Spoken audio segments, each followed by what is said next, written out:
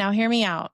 Before spreadsheets, before markets, before the word consumer made us forget that we're human, there was this. There were two people face to face. One has grain, one has cloth. And between them, a negotiation. Yes. But more than that, it was a recognition. I see you. I see what you've made. I see what you're growing, what you've carried here to this marketplace. And you see me.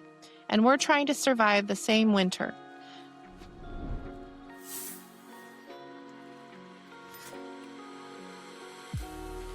Hello, my name is Connie Davis, your host of Unlocking Commerce and Business and founder of Maiden Explorations. This podcast is for people ready to explore what is blocking humans from true commerce and exchanging their value in the world around them. The name of today's episode is Drawing a Line, a lighthouse for sovereign creators. Just in case you're joining us for the first time, this podcast is a marketplace of voices. For the past few episodes, I've been amplifying other people's journeys. We launched our podcast cohort with 3 new shows that are beginning voices starting to communicate out to the big world. And sovereign creators, though, who have crossed the bridge from extraction to communion, from invisible to sovereign, from drowning to building. Today, you are going to hear a little bit more about my story. My why. Not because it's more important than those other shows, but because I wanted my audience to understand why this podcast exists and what it is. So I'm going to ask you to immerse with me for a few minutes. I want you to close your eyes for just a few seconds and listen to my voice. I'm standing on a beach. I'm drawing a line in the sand, not to keep anybody out, but to mark where the water brought me back. You see, 5 years ago, I went searching. I didn't know for what. I just knew the noise that was on shore had become so unbearable. All the shouting about money, about success, running from meetings to meetings, about matters and who matters and what doesn't matter and what matters. There was so much noise. I just wanted to pull my hair out. It all felt like the only thing that mattered in the world was profit margins, performance, quarterly results. The light of my own spirit was dimming. I felt it, and I had to do something about it. So I went under. I dove deep beneath the merchant ships, sailing in artificial light, down where the most vulnerable of creatures and human beings, metaphorically with soft shells, live, waiting, weathering storms roaring above them just because they're so low on the economic totem pole. You see, navigating tide changes as the gods of earth, the big bankers, the big companies thrash about demanding order at the government level, the federal level, the state level, the community level, the control, and then often stepping on little small creatures like us beneath their godly feet. It was there that I found something. The signal screaming out in the dark, not treasure, but truth. Thank you for immersing now. So you can open your eyes, or you can keep them closed. The choice is up to you. But hear me. As a collective society, we are drowning in noise again and right now. Voices that are selling and shouting, extracting. We're creating more content now than we ever have before, thanks to AI. But is it meaningful content? Is it fueling commerce? Or is it just checking a box, hoping that the algorithms on these Web 2 social media platforms scour what the files are and deem us worthy enough to determine who gets seen and who gets heard versus who doesn't, and who ultimately gets valued? That word value is really standing up and tall in my thought processes these days. And underneath it all, with all of that shouting, a mental health crisis is raging. There's a surge in violence. Trauma and abuse have continued to go up in numbers across all of the different communities, all of the different genders, and all of the different cultures. Human rights violations so casually that we are now scrolling past them as cyberbullying continues. and grooming continues online. These are not separate problems, people. They are intertwined. They are symptoms of the same distortion. That is, commerce without consent. Value extracted from us without full disclosure. Exchange that isn't exchange at all. It's extraction of value without consent. And our bodies feel it. Our bodies are stressed. Our minds are weathered, overloaded, and blinking. Tilt, tilt. We're literally stewing in anxiety that won't name itself. Many of us are unable to pause, dealing with exhaustion and burnout. We are stewing in the loneliness of being seen as a performing and producing demographic instead of a human being and a creator. Something out there is broken. We all feel it. It's not us. It's in the systems deep down that we've been told are normal. We're weathered, battered by the storms of business and chasing profit. The tides of life are changing, and a new generation of commerce is about to be born in the storm. I talk about this commerce, changing tides, all the time. Now, hear me out. Before spreadsheets, before markets, before the word consumer made us forget that we're human, there was this. There were two people face to face. One has grain, one has cloth. And between them, a negotiation. Yes. But more than that, it was a recognition. I see you. I see what you've made. I see what you're growing, what you've carried here to this marketplace. And you see me. And we're trying to survive the same winter. Back then, value wasn't abstract. It was the weight of grain in your hand. It was the food or the warmth of cloth your neighbor wove while her children swept. And trust? Trust was looking someone in the eye. It was knowing that if this trade isn't fair, I'm going to see you tomorrow at the well in the marketplace. Our children will play together. We're bound. And the original form of commerce began as communion. So think about that. Here's something most people don't know. Before fiat money, before metal coins, thousands of years ago, the first marketplaces were powered by women. Women were the original merchants, the traders, the value creators. It wasn't until soldiers came with war, with mobile metal money in their pockets, that human trading posts shifted. Kings and monarchies decided what was valuable. And suddenly, women's labor, care, food, work, preparation of food and meals, textile creation, it all became invisible. We've been making women's labor actually invisible for a millennia. And today, women make up 50% of the planet's population. We are the unsung powerhouses of households and communities. We nurture, we connect, we expand, and grow everything around us. And we've been doing it for free or undervalued for thousands of years. Now, let me tell you when I first stopped seeing faces. My father was a welder.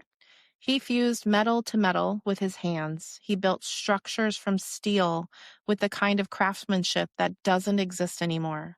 Permanent installations are all over California. He left his legacy in naval shipyards, his legacy standing the test of time in gates and metal fencing to communities and buildings. He was paid by the hour. My mother, she was a powerhouse that nobody saw. A stay-at-home mom, an adult child of alcoholics, carrying trauma that she never had the language to name either. But she loved my little sister and I with everything that she had. And some days were rockier than others. She did what she could with what she had. That was her form of commerce. At 44, her heart exploded in her chest, and the doctors called it a medical event. I call it what happens when you give everything you've got for years without anyone seeing the cost to your physical self. So that's when I started wandering. Lost in grief, I was 19. At 20, I became a mom myself, already recreating the same pattern as she did, pouring out, holding together, believing love was enough to cover the extraction. I didn't know yet that I was living inside this distorted commerce world. the kind that actually makes some labor visible and valued, and other labor, the care, the resilience, the holding it together, completely invisible. I married up into a more resourced family, but once again found myself in the company of recovering alcoholics, a wound or a mirror of commerce that emotionally rippled into my inner world. I may have lost my authentic self raising children and working inside a huge matrix organization for 2 decades, but I created amazing human beings who are already resisting the level of extraction that their parents knew but couldn't name. By my early 30s, I was climbing, full-time career, woman, mother of 3. I joined a product team building software for financial institutions, helping them move money faster, smoother, and visibly. We built loyalty programs, we facilitated transactions over airwaves and plumbing and railways that small business owners like you paid for with every sale. I was good at it. I told myself I was helping, making things convenient, efficient, unlocking commerce, so I thought. But what was I really doing? I was making money disappear. I was helping extract micro fees from every transaction, from the baker, the mechanic, the woman running a shop on Main Street, people doing the heavy lifting of actual commerce. They were the powerhouses building actual community. And we, the networks, the processors, the platforms, we all took our cut. I didn't see their faces. I saw the data, conversion rates, user engagement. I stopped seeing the cost because I stopped seeing the people. I grew up in a small world, a veteran father, a mother carrying trauma she never named, a tiny home built on meager resources and stubborn love. At 18, I looked at that life and I thought, I have to get out. I have to give my children more. A bigger world, better opportunities. Don't we all? Proof that we could transcend. So I climbed and I built and I provided. I consumed every day just like they wanted me to. Back then, I didn't know what commerce truly meant. And the whole time I was running from the very thing that could have saved me, the smallness, the visibility, the face-to-face knowing that my parents' generation understood, still truly understood what true commerce was. It didn't have a name, though. And for 23 years, corporate empire convinced me that being small was a failure, that invisible money was sophisticated, cool, and scalable. Underneath the enterprise, extraction at scale was just how business works. And I believed it until I couldn't anymore. You see, my husband had a major stroke in 2016, and then he was gone. 4 years before COVID nearly took me, death took him. Suddenly, completely, commerce in my home between my husband and I came to a screeching halt. I was left with 3 kids and a choice: collapse or continue. I continued because that's what mothers do. That's what my mother did until her heart couldn't anymore. And I kept climbing that corporate ladder. I kept performing. I kept the data going, the performance metrics, the quarterly statistics, and the deadlines. I kept the armor tight, kept contributing to systems that were making money and the flow of it absolutely invisible. But something was different. I had seen behind the curtain. I knew now viscerally that you can disappear, that the people that you love to exchange value with can vanish in an instant, that all the systems, all the success, all the climbing means nothing when death walks through your front door, uninvited. I didn't know what to do with that knowledge yet, so I buried it like I buried him. And I kept going. But then, by then, digital money and digital bank accounts were deeply embedded into our phones, our wallets, and our daily lives. Remember, this was 2016, not that long ago. Paper checks and paper ledgers were fast becoming a thing of the past. We were no longer touching real, tangible money. And we were thinking about how fast it came out of our accounts, much less. Yet the expenditure of time, effort, and emotions continued.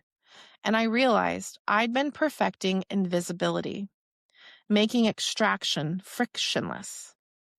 Everything hit me in 2018 when I realized I was done climbing, done building systems that extracted. I was bound for something else, work that restored instead of extracted. I started studying nonprofits and charities and how they moved money. It felt like the final frontier. After 2 years of studying the systems that move food stamps and government benefits and SNAP payment cards, I was fired, wrapped up in something that I played no character for, because I was simply standing on the stage with other less honest characters. An employee I'd trusted, someone drowning in his own battles, fighting for custody of his children, battling sobriety, walking between light and dark, he went rogue. He extracted value from the company I worked for. And when it was discovered, I was the one held responsible. Because I'd trusted him, because it had happened on my watch, because in enterprise systems, someone has to be the body that gets sacrificed when extraction is exposed. And that was me. After 23 years of excellent employee reviews, I was gone in a day. My professional network knew I was there one day and gone the next. Only a few asked even what had happened and really listened to the answers that I gave them. The rest believed what they heard, because that's how institutional power works. It controls the narrative, and individuals can't compete with that. And I was named. Commerce for me in that old world had been blocked and barricaded, and the key thrown out to sea. I had to rebuild. I had no other choice. I was terrified. Don't get me wrong. My personality as a corporate career executive erased with only words left on a resume. I had kids depending on me, a household to run, bills that didn't care that my husband had died and what I was going through. I needed work. So I found another position. Same circle, same systems. And they cast me again out as well after 6 months. No explanation this time, other than I was distracted and unfocused.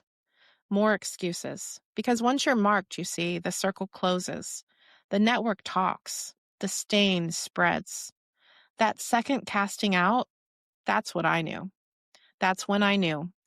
The answers I was looking for were not going to be in boardrooms. They weren't in cubicles, and they weren't inside the institutions that had just made it clear you don't belong.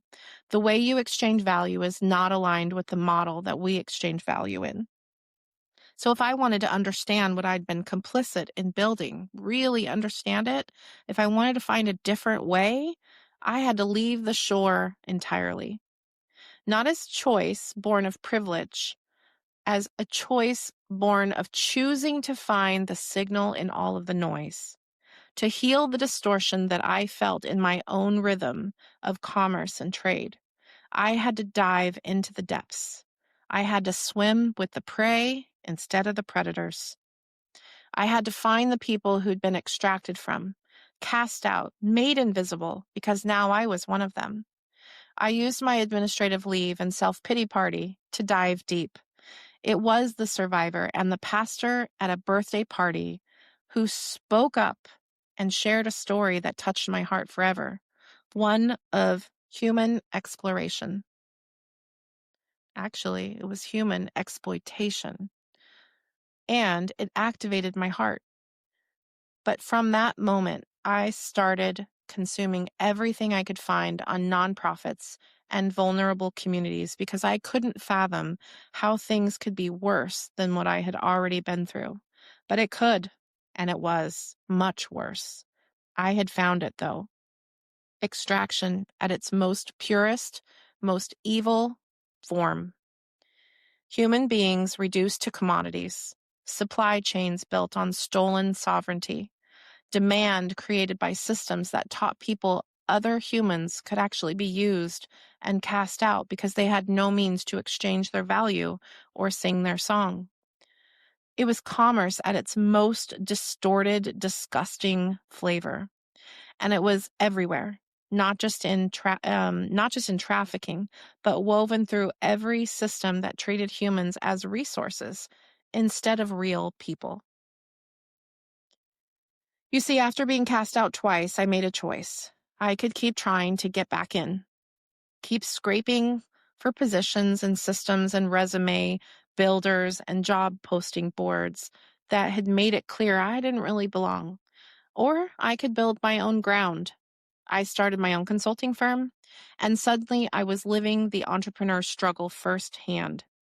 The cash flow uncertainty, the feast or famine of contracts, the weight of being solely responsible for feeding your family with no corporate safety net.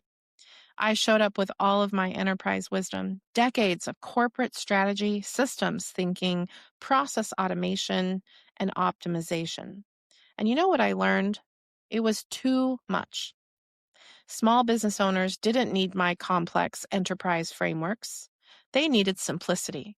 They didn't need another consultant talking at them.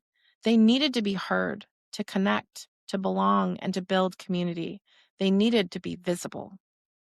They didn't need sophisticated financial instruments. They needed to learn how to flow money through their business without drowning and to understand why there were so many damn layers of permission just to move their own money around.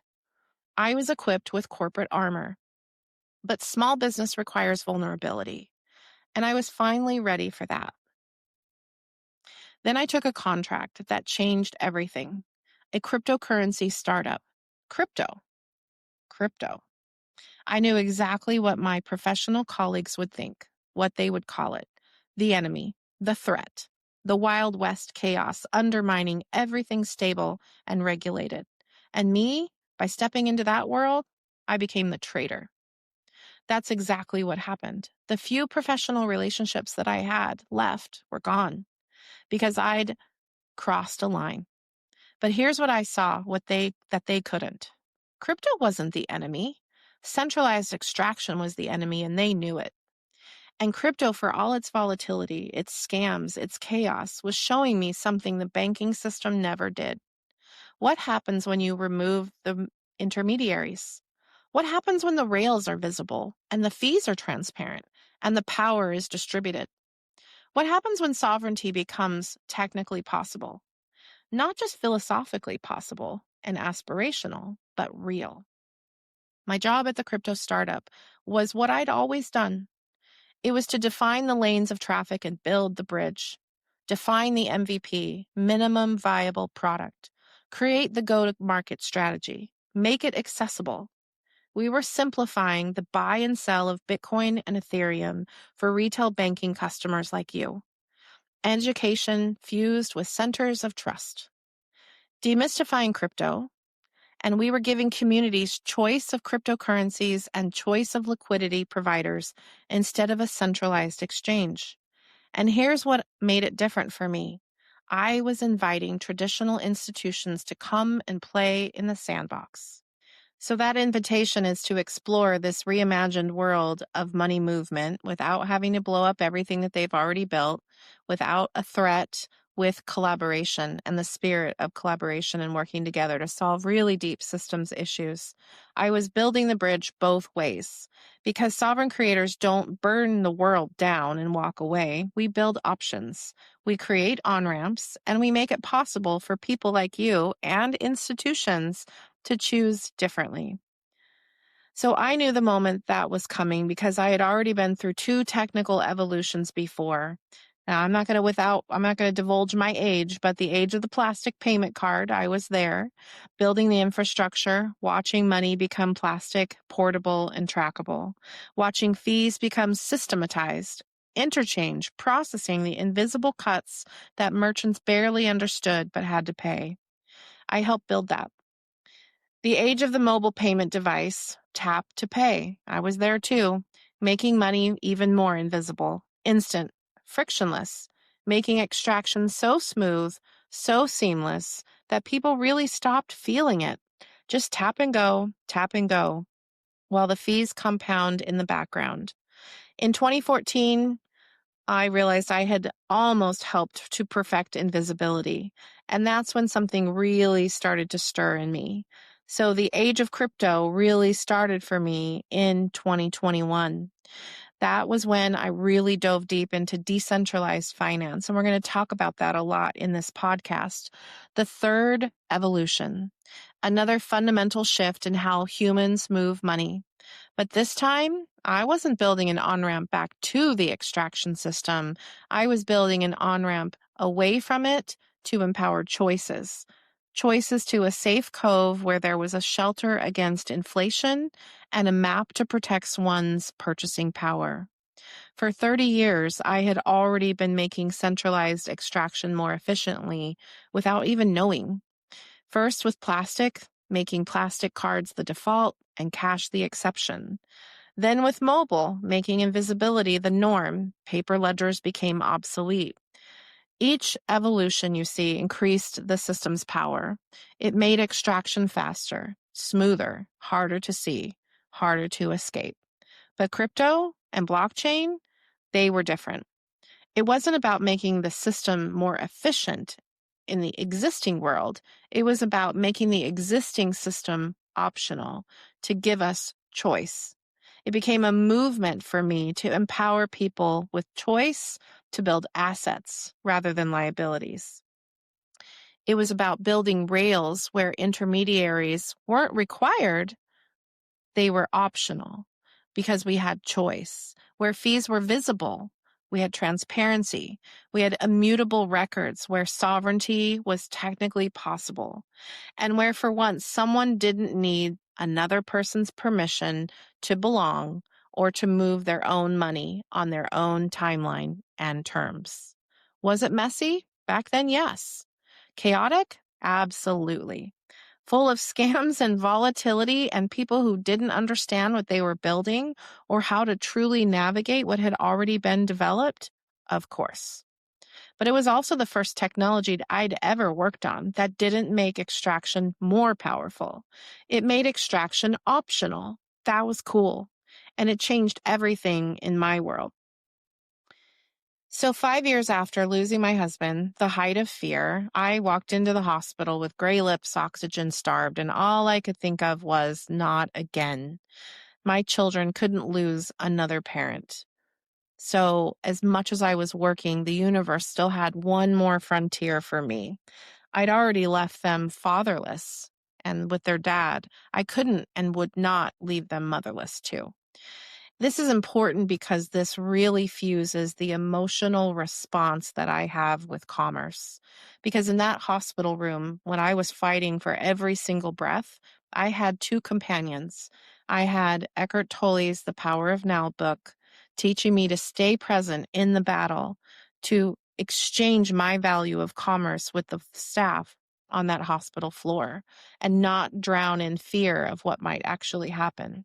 To be here in the now and to breathe this breath, to exchange the next one, then the next. And then I watched a movie, The Never-Ending Story. I was Atreyu battling the nothing, that creeping void that consumes all of us, everything, makes everything meaningless if we allow it, and turns the world to dust and away and takes us away from our blessings.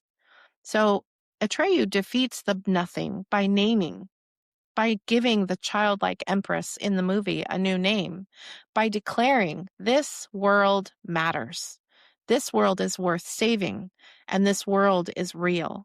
We all have imagination, and we all hold value against the nothing. And I realized, wow, what if I had an Atreyu moment as well inside of me? So the nothing in that movie was fear. COVID was fear for many of us. It left us terrorized.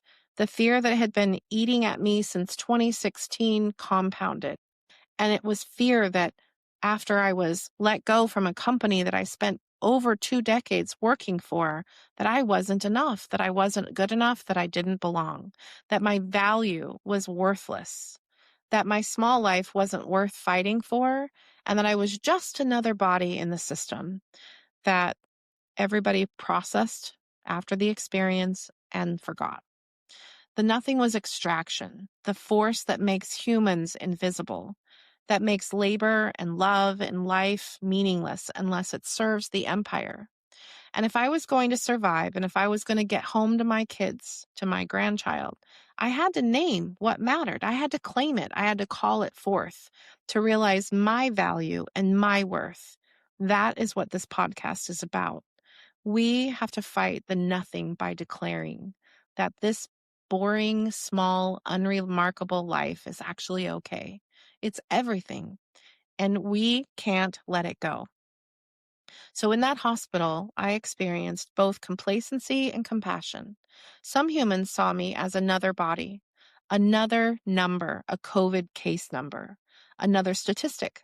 They were efficient, they were professional, but I was invisible to them. That's extraction. Even in healthcare, when humans become units to process. But then there were others, the ones who saw me, humans who leaned in close and said, "You have to fight. You have to get boring again." Boring? Not fight for your life in some heroic way? Just get boring? Get home? Get back to ordinary? Unremarkable? Beautiful? Mundane life waiting for me?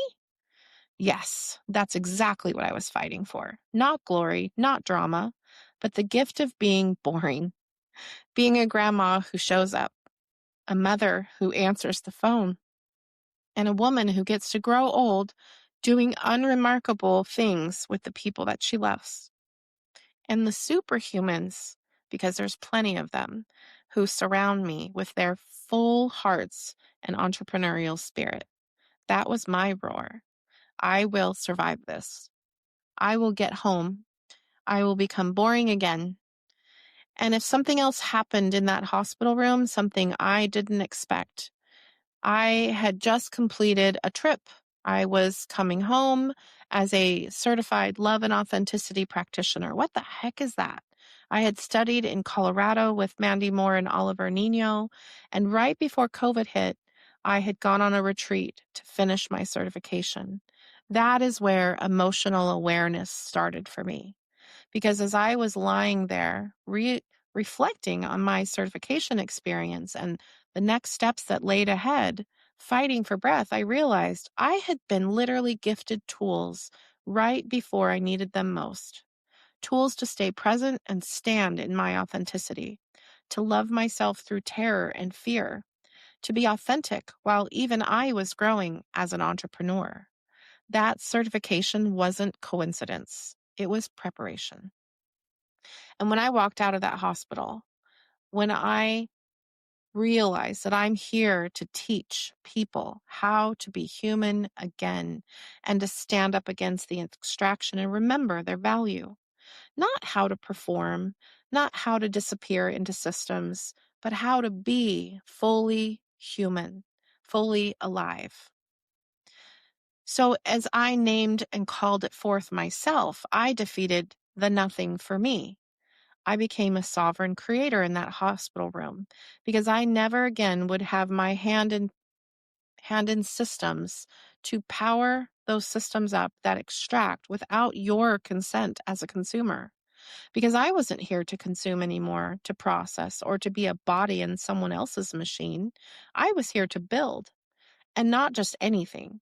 I was here to rebuild from the ashes of a crumbling money movement system, the very system I had helped perfect a decade ago. And I wasn't afraid of the ashes. I survived my husband's death and my mother's death before that, and I'd nearly died myself. So what was left to fear? I walked out of that hospital knowing a week later, I'm not rebuilding the old system. I'm building something new from what was remaining in the old. I wasn't going to tear it down. I was going to build a bridge, and I wasn't building alone. Later that year, I discovered Temperament, or it discovered me.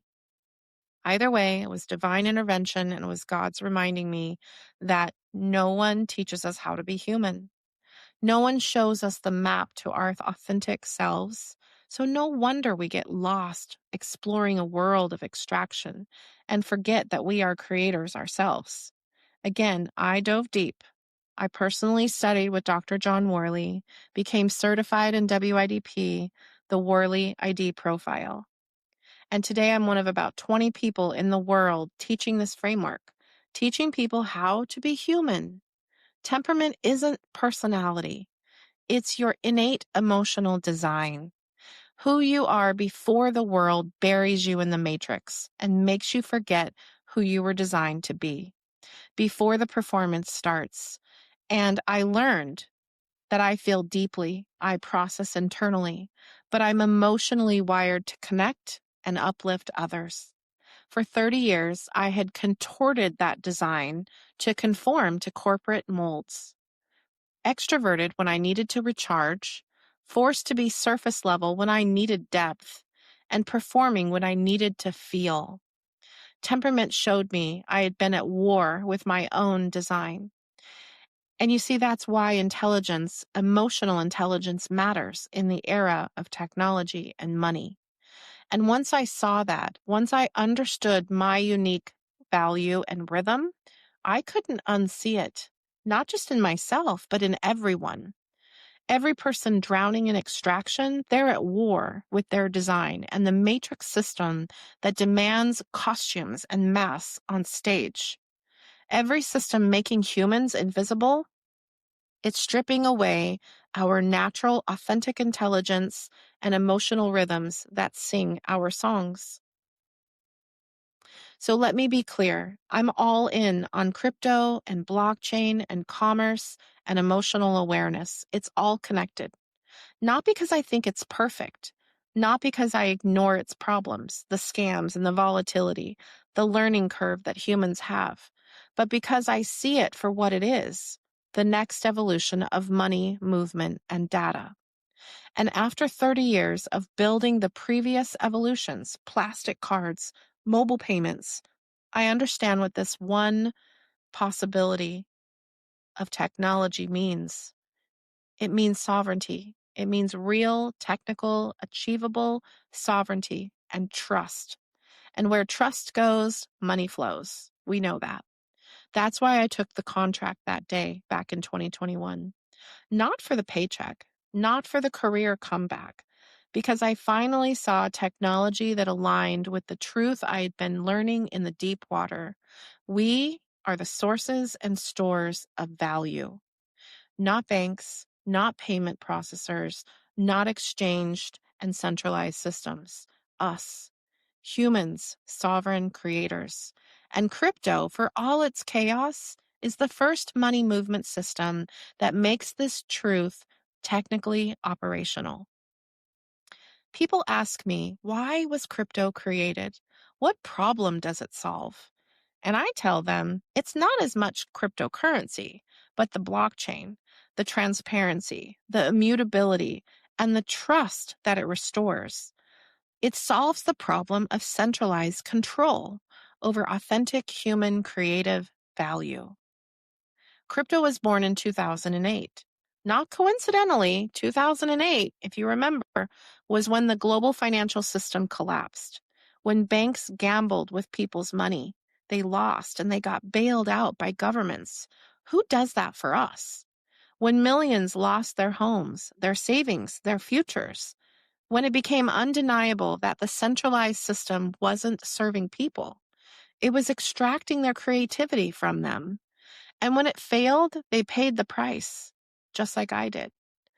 Bitcoin was created as a response, a way to move peer-to-peer cash without intermediaries, without banks, without governments, without asking per permission. And not because the creators hated banks. I don't hate banks, but because centralized control had proven itself untrustworthy. So as crypto solves more than 2008, it solves pain points that have existed as long as centralized money systems have. The pain of invisible fees. You can see every transaction on a blockchain, every fee, every movement. Nothing is hidden. The pain of gatekeepers. No one can freeze your wallet without your keys. No institution decides if you're allowed to participate. The pain of borders. You can send value to anyone, anywhere, instantly. No Western Union taking 10%. No banks holding transfers for days. The pain of inflation. Some cryptocurrencies have fixed supplies. The government can't print more and devalue what you've stored.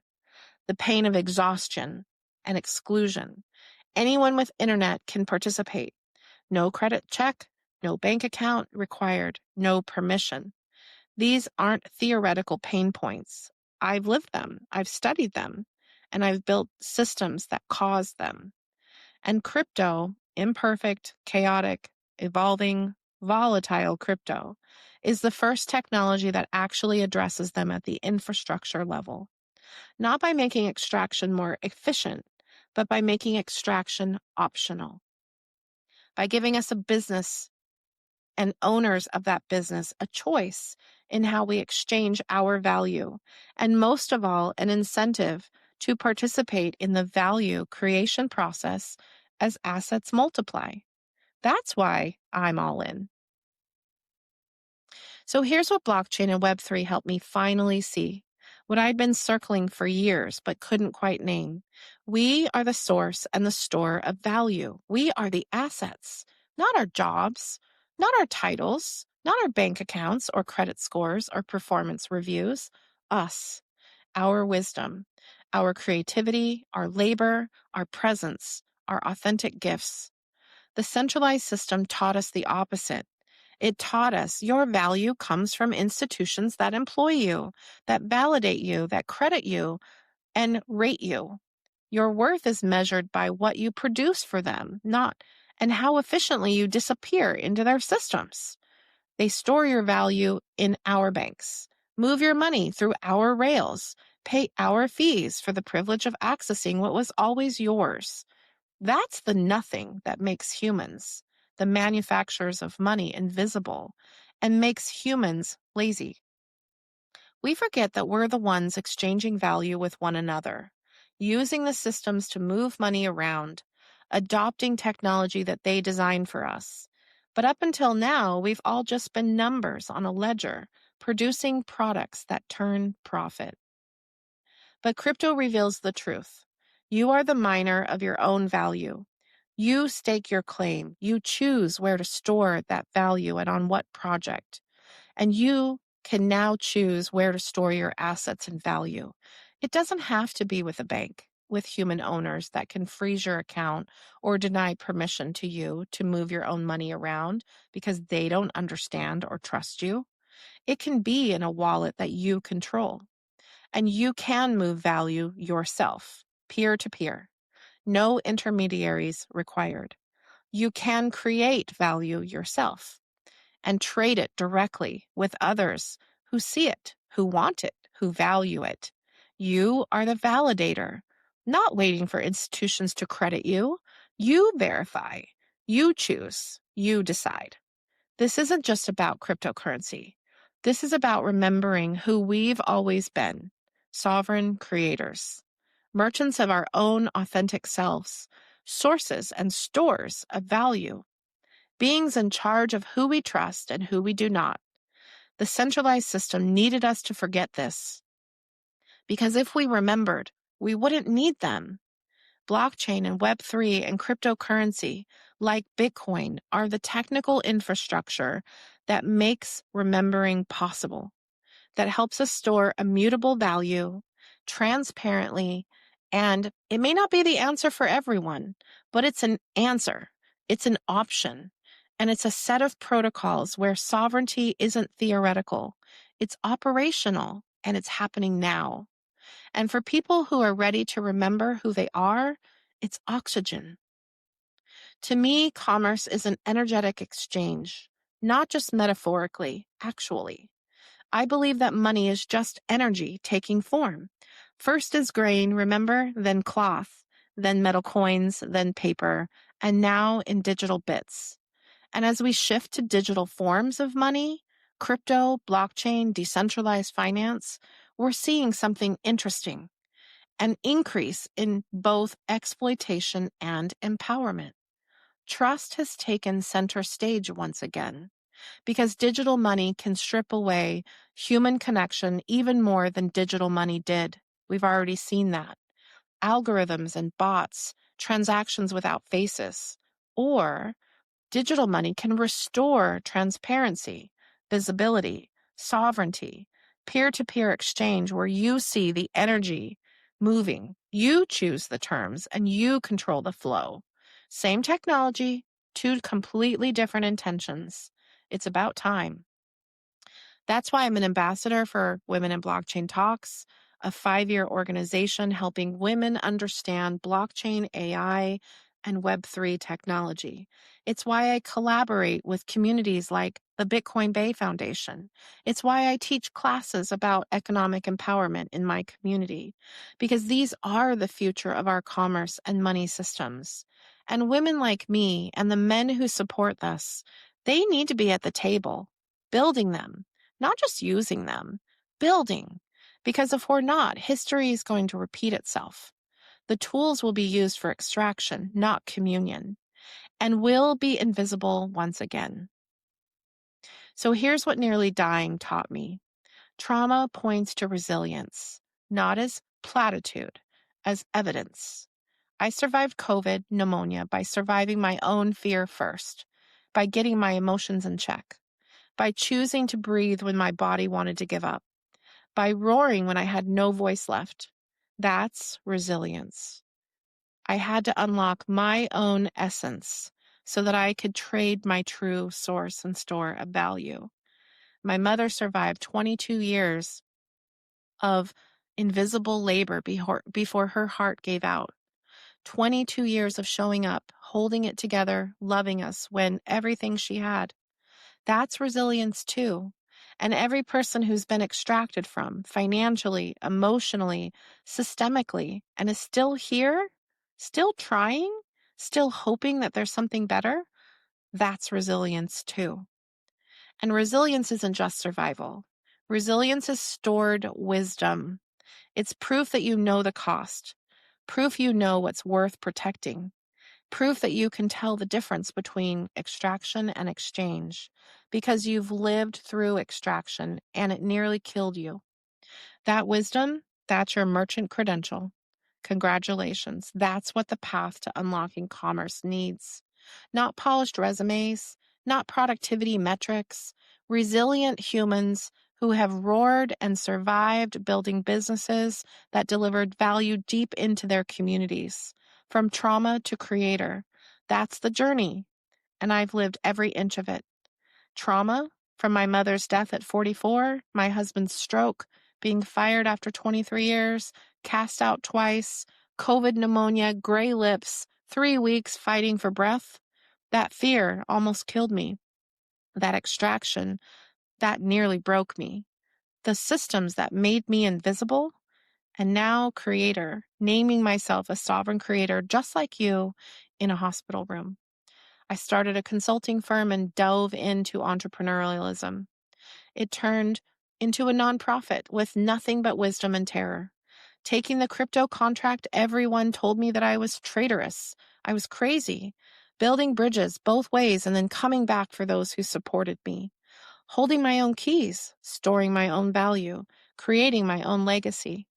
I know what trauma costs. I've paid it in full. I know what resilience requires. I've built it cell by cell. I know what sovereignty feels like. I'm living it daily. I know that trauma points to resilience, always. Your wounds aren't disqualifications. They are your credentials. The systems that broke you, you understand them better than anyone who's ever benefited from them. The extraction you survived, you can spot it instantly now and refuse to participate. The invisibility that you endured, you know exactly how to make things visible for others. Trauma survivors make the best sovereign creators. Why? Because we know what we're building away from, and we'll never go back. That's the voice of broad wisdom that I and so many others bring. Not theoretical, lived, paid for in advance, earned through fire, and now offered freely to anyone ready to walk the same path. I've built traditional payment systems for 30 years, as I said. I speak the language of banks and processors, compliance and risk, and I've lived inside crypto startups. I understand the technology and the philosophy and the possibilities. And I know what it feels like to be made invisible by centralized systems. I've signed myself sovereign creator and meant it. I've been the extractor and the extracted, the insider and the exile, the architect and the destroyed. I can translate between worlds because I've lived in all of them, and so have many of you. So I'm building something, not a solution, an option. It's called Maiden Explorations. It's behind this podcast. The name isn't accidental.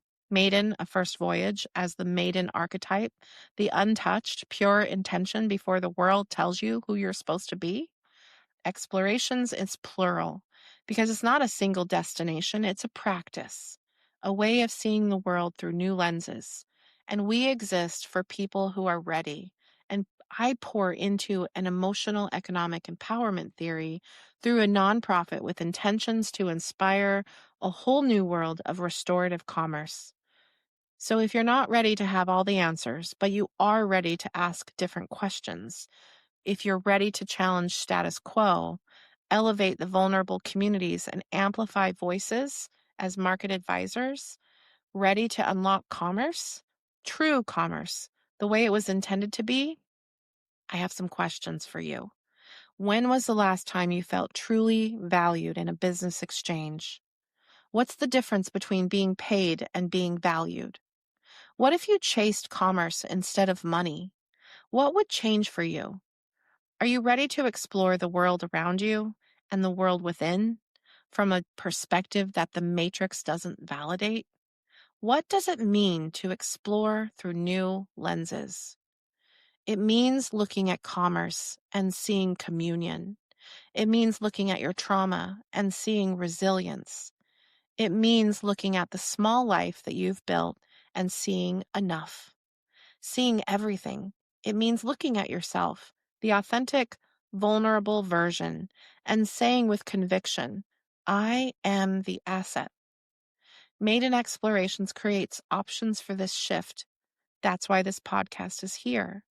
Options to store value with sovereignty, where you control your assets, your wisdom, and your legacy. Options to trade with transparency, where the terms are visible and the exchange is consensual. Options to build community at human scale, where reputation matters and faces are seen. And finally, options to explore your authentic gifts and learn how to offer them without disappearing yourself. So, you've heard a lot today, and that's what makes this lighthouse real. I'm not standing on shore telling you about the sea. I'm in the water with you, constantly moving, pulling my strength from Source, God, the universe. I can't serve you if my cup isn't full. I may know the way back to shore. Only you can determine, though, if you feel safe enough to join me. The podcast. We are the voices, the lighthouses, but it's part of a larger ecosystem. All of my breadcrumbs lead to one thing: empowerment and choice. All of this is the bridge for those who dare to follow. So, I'm investing in it intentionally, building legacy, creating assets, and storing value. So my family inherits sovereignty, not dependency. I'm healing generational trauma, so my children and grandchild don't carry the weight that I carried. I'm creating emotional harmony so that the cycles of extraction, performance, and invisibility end with me. And being a positive ripple of light so every person can teach, can guide, can mentor, and shepherd if they choose to create their own ripples. So, this podcast is a part of that legacy, a marketplace of voices, a center of trust, a lighthouse for people swimming in the dark. Every episode, someone tells you what they learned in the depths, what they're building on shore, or how they became sovereign. And you hear, this is possible. This is real. And you are valuable enough to choose it. That's the ripple. That's the legacy. Not just assets in crypto, but wisdom in humans. So we are the source and store of value. Us plebs, commoners, who are the power source for the world as we know it. Today, I showed you why it matters and why I built this marketplace of voices. And this may not be for everyone. It's for people who are ready, people who have something that they're ready to explore in the world or in themselves through new lenses. So, I encourage you to begin your own journey back to yourself. This roadmap isn't mine to give you. It's yours to discover. I'm just the lighthouse cutting through the noise, showing you that there's solid ground, that there are others swimming too, and some of us have made it back to shore. So, thanks again for tuning in. I'm Connie Davis. This is the episode of Unlocking Commerce and Business, and I'll see you next time. Don't be afraid to leave a comment, reach out, connect. That's why I exist. See you next time.